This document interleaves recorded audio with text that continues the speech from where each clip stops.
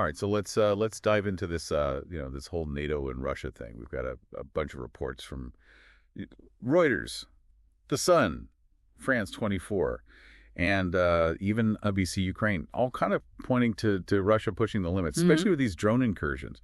What do you think is particularly worrying here? Well, I think what's fascinating and concerning is the pattern that we're seeing. It's not just the drones themselves, but it's the context of where and how they're being used that suggests something bigger is at play. Like take the incident on January 17th in Romania. Yeah, that one was scary. A suspected Russian drone crossing into Romanian airspace, potentially crashing there. The reports are a bit iffy about whether it went down on the Romanian side or the Ukrainian side of the Danube River.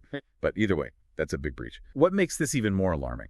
Well, Romania, as a NATO member, puts this incident under Article 5, NATO's collective defense agreement. An attack on one member is an attack on all. Suddenly, this drone incident could trigger a much wider conflict. So the stakes are even higher than they appear. And it wasn't just a silent flyby either, right? Didn't Romania issue air raid warnings and scramble F-16s from their 86th airbase in Borsia? I mean, that explosion caught on video near the Danube. It felt like a movie. Exactly. That visual evidence, plus the immediate response, underscores how seriously everyone is taking these incursions.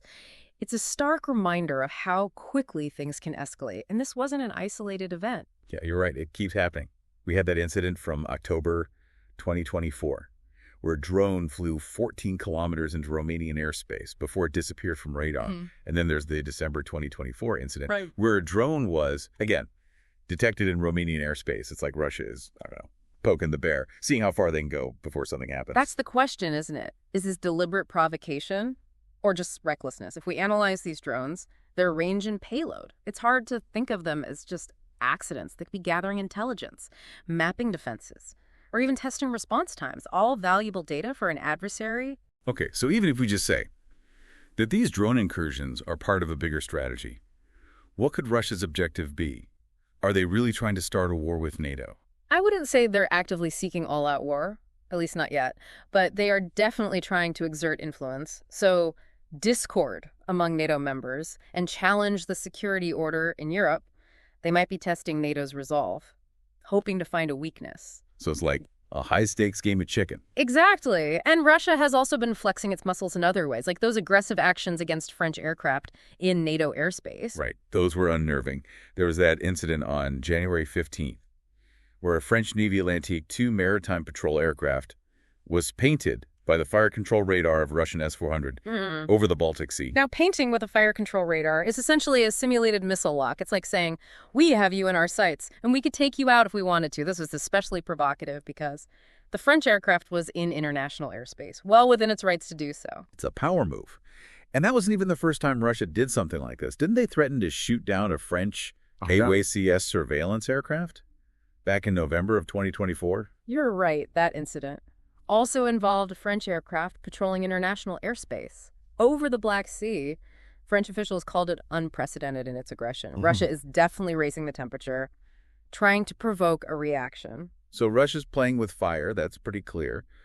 But what's NATO doing about all of this? Are they just sitting back? They're in a tough spot. They have to project strength and deter further aggression, but they also have to avoid actions that could escalate the situation. It's a balancing act. So walk me through some of the specific steps they're taking. Are they just condemning Russia, or are they taking action? Well, there have been both words and actions. NATO has condemned Russia's actions, calling them violations of international law. But beyond that, there have been some strategic moves. For example, NATO has significantly increased its naval presence in the Baltic Sea, especially after those suspected sabotage incidents involving underwater cables.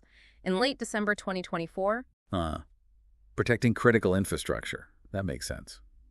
Especially given how reliant we are on those cables for communication and data transfer. Cutting those off could cripple economies and cause chaos. Exactly. And it wouldn't be a stretch to think Russia might be behind those sabotage attempts, given their history. So NATO bolstering its presence there is a clear signal they're not taking these threats lightly. So they're making moves, but are they doing enough? And are all NATO members on the same page?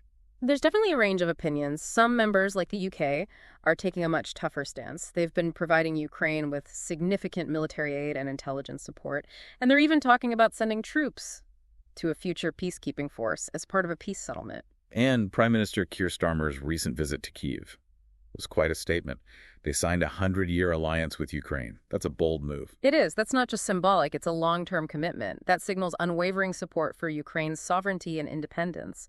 It also throws a wrench into Putin's plans. He probably thought he could divide Western powers. So the UK's saying, we're not backing down. We're in this for the long haul. But with all this talk of peace settlements, doesn't that complicate things? Especially with incoming U.S. President Donald Trump. He's made it clear that reaching a peace deal is a top priority. Trump's arrival throws a wild card into the mix. It's hard to predict what his approach will be. He's called for a peace deal, but also suggested that Ukraine might need to be realistic about territorial concessions. It's a delicate situation, and his unpredictable nature isn't reassuring. So we've got Russia pushing the limits, NATO trying to deter them without triggering a conflict, and the incoming U.S. president with his own agenda. It's a lot to unpack. And we're just getting started. We haven't even discussed the internal pressures within Ukraine, public opinion in different NATO countries, or the potential for economic fallout. It's a tangled web, and it's going to require a careful approach. Right. This isn't a simple situation. There are so many competing interests and motivations. But before we get too lost in the complexity, let's shift our focus to the people involved. At the end of the day, these aren't just geopolitical forces. It's people making decisions with real-world consequences. You're right. To really understand what's at stake, we need to look beyond the headlines and try to understand the people making decisions. What motivates them? What are they afraid of? What are they thinking? That's where it gets interesting. Okay. I'm ready to dive deeper when you are. Welcome back. So as promised, let's look at the people involved in this NATO-Russia standoff. It's easy to just talk about weapons and stuff, but it's people making choices. Right. So let's start with Putin. He's been in charge of Russia for over 20 years. To me, he's always seemed hard to understand. Is he power hungry? Does he want to rebuild an empire? Well, it's probably a lot of things. His KGB background probably made him distrust the West.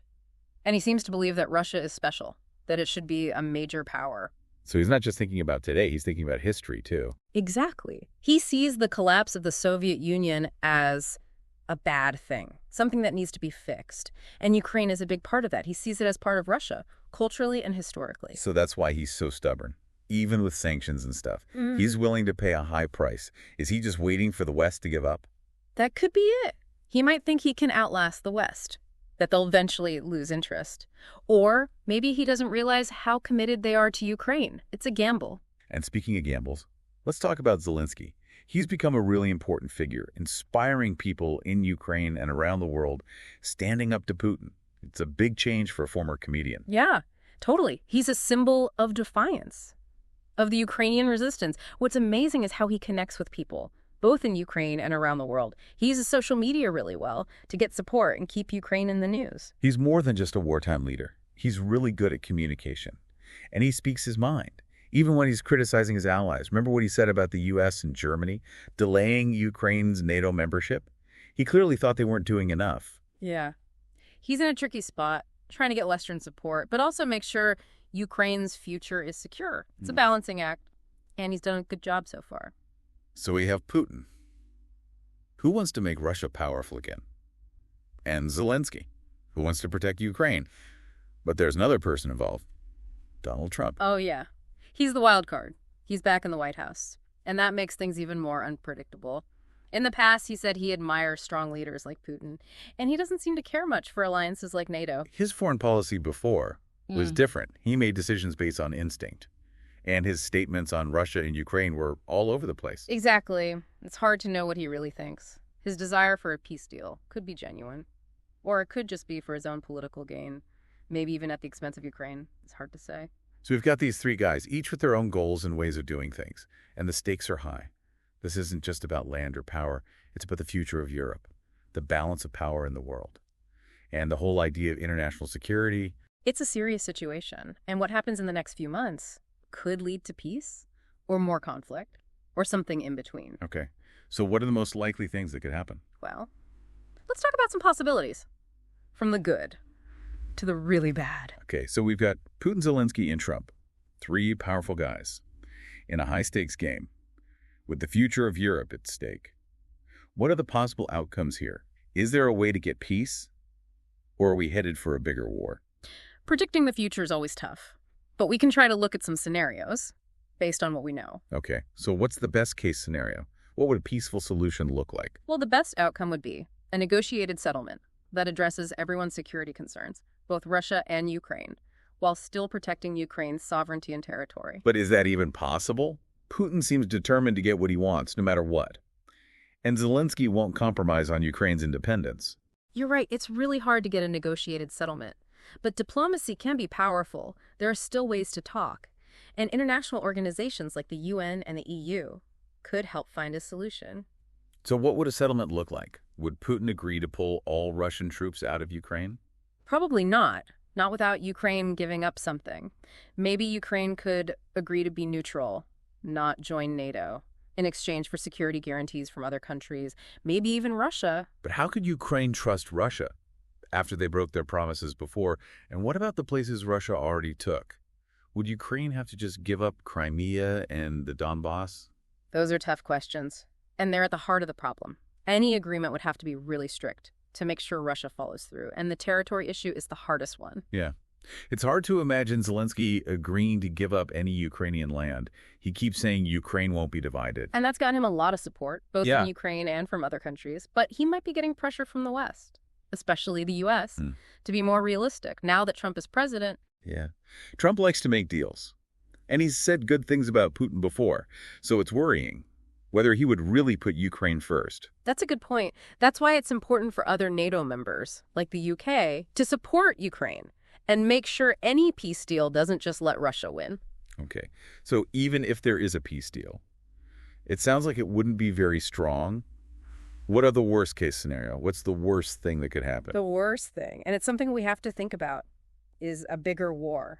A war between NATO and Russia. That sounds scary. How could that happen? There are a few ways. One is a mistake. Imagine Russia attacking a NATO supply convoy going to Ukraine. If NATO sees that as an attack on them, it could trigger Article 5, and then NATO would have to respond militarily. Well, Putin could get desperate. If the sanctions hurt Russia a lot, and the war in Ukraine keeps going, he might attack a NATO country, hoping to break up the alliance. Yeah. And then things could escalate really quickly once fighting starts. It's hard to stop. We're talking about nuclear powers. With huge armies, a war between NATO and Russia would be devastating. That's a scary thought. So how can we stop this from happening? It's not easy. We need diplomacy, deterrence, and we need to understand the risks. Diplomacy means talking, trying to find ways to calm things down. Deterrence means showing Russia that attacking NATO would have serious consequences. And understanding the risks means being careful, so we don't accidentally start a bigger war. So we have to be strong, but also careful. Exactly. There are no easy answers. The situation is really complicated, and the stakes are high. So as we finish this deep dive, what's the most important thing you want our listeners to remember? I think the most important thing is we're living in dangerous times. The decisions of a few people could affect all of us. It's really important to stay informed, to talk about these things, and to hold our leaders accountable. That's a good point. This deep dive has been informative, but also a little scary. It shows that the world is a dangerous place. It does, but it also shows that we have a choice. We can be informed citizens, we can demand better from our leaders, and we can work together to make the world a better place. Well, thanks for joining us today. Until next time, stay curious, stay informed, and stay hopeful.